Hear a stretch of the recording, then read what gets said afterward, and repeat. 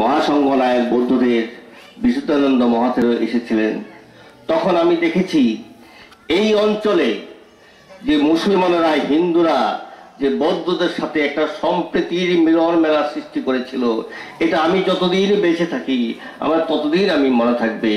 আমি আমেরিকাতে বিভিন্ন অনুষ্ঠানে আমি এই এলাকার কথা বলি, এদেশের এই এলাকার সম্প্রীতির কথা বলি। বিশেষ করে তখন চেয়ারম্যান সাহেব আবুল হাসেম সাহেব যেই সহযোগিতা করেছেন এটা আমি জীবনে কোনোদিন ভুলব না।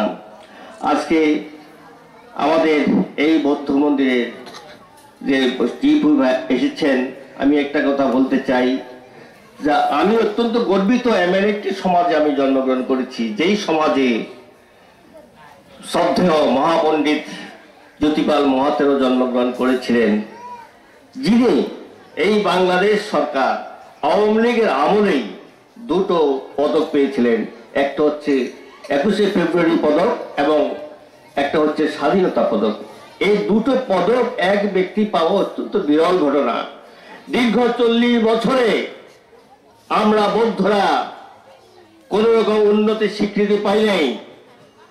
জ্যোতিপাল মহাতেরও ছিলেন একজন সমাজ সেবক এবং মুক্তিযোদ্ধা, কিন্তু 40 বছরে কোন সরকার এই স্বীকৃতি দেয় নাই। আজকে আওয়ামী লীগ সরকার আসার পর থেকে জননেত্রী শেখ হাসিনার নেতৃত্বে জ্যোতিপাল মহাতেরকে এই দুটো পদক দিয়েছেন। এটা আমরা মনে করি আমাদের বৌদ্ধদের সবচেয়ে বড় পাওয়া এবং আমরা গর্বিত। এই জন্য আমি আজকের এই সবার পক্ষ থেকে জননেতা এই স্পিকার মুজিবুল হক সাহেবের মাধ্যমে আমি সমগ্র কুমিল্লা বৌদ্ধ সমাজের পক্ষ থেকে আমি বর্তমান সরকার প্রধান শেখ হাসিনাকে ধন্যবাদ এবং কৃতজ্ঞতা জানাচ্ছি। সুধীমণ্ডলী, আজকে আমি শুনেছি এখানে আসার পর যে মুজিব ভাই সম্পর্কে এবং জালাল ভাই সম্পর্কে অনেক কথাই শুনেছি। আমি অত্যন্ত গর্বিত যে আপনারা এমন নেতৃত্ব পেয়েছেন। আমি মনে করবো আপনাদের এই এলাকাতে জন্মটা সার্থক হয়েছে। আমি মনে করি আপনাদের যে দাবি দাওয়া করেছেন এটা শুধু আপনাদের দাবি দাওয়া নয়, এটা স্থানীয় জনগণের দাবি দেওয়া। তাই আমি একটি কথা বলবো যে আমাদের বৌদ্ধ ভিক্ষুরা সংসারী নন, কারণ ওনারা ধর্মের জন্য নিজেকে বিসর্জন দিয়েছেন, নিজেকে সংসার সুখ হতে বঞ্চিত করেছেন। আমি অত্যন্ত গর্বিত যে আজকের এই এলাকার যে নেতা,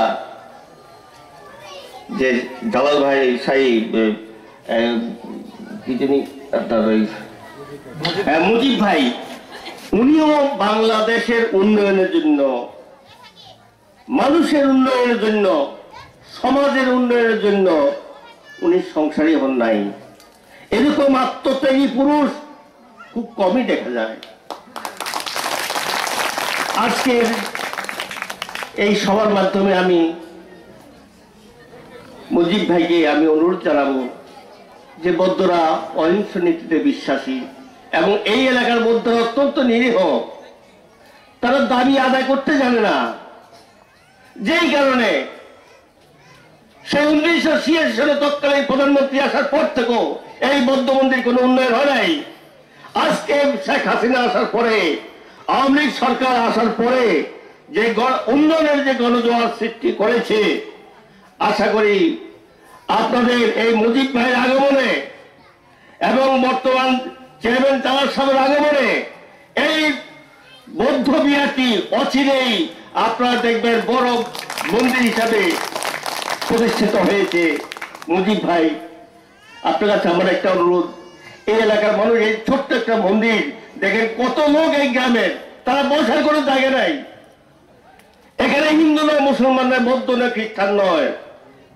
হে পথিক, কেন মিছে বলে যাও পাছে, বিধাতার সন্তুষ্টি মিলে মানব সেবার বাজে। তাই আপনি মানব সেবার একজন পথিকৃত।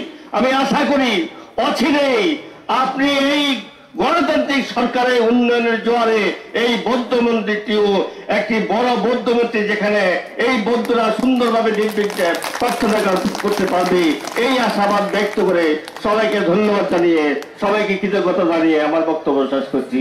সব্যে সত্তা ভবন্ত সুখিতেত্তা, পৃথিবীর সকল প্রাণী সুখ, আপনারা সুখী হন, সুখী হন।